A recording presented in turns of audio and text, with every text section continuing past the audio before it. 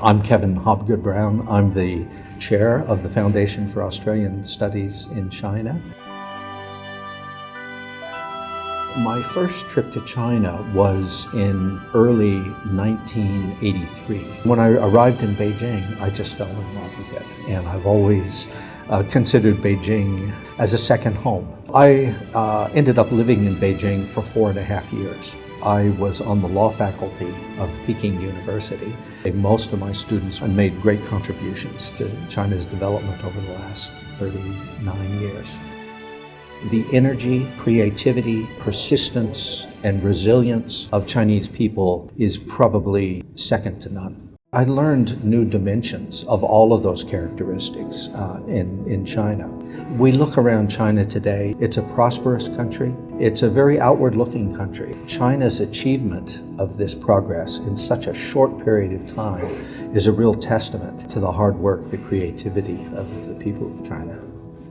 And have had the pleasure over the years of working as a lawyer in China, conducting business operations in China, and of course, being part of the educational process as well. That was taken to a new level in my experience in China because I just realized how important and sacred almost education was. The Foundation for Australian Studies in China was created about 11 years ago by the Australia-China Council. And the idea was we wanted to create an independent, nonprofit foundation in support activities in the Australian Studies centers at Chinese universities that would allow young scholars to travel to Australia. There are 40 such centers now. We also created a chair of Australian Studies at Peking University.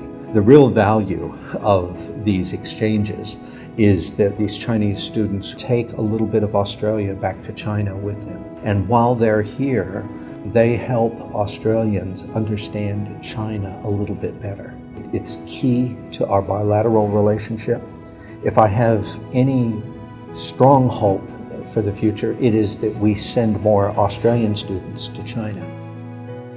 On this 50th anniversary, I'd like to extend my warm congratulations to the people of China, to all of my friends and colleagues here in Australia. I would like our leadership today to look at the relationship with the same creativity, boldness, and optimism that those two leaders had in 1971, and encourage all of us to work harder for the next 15 years.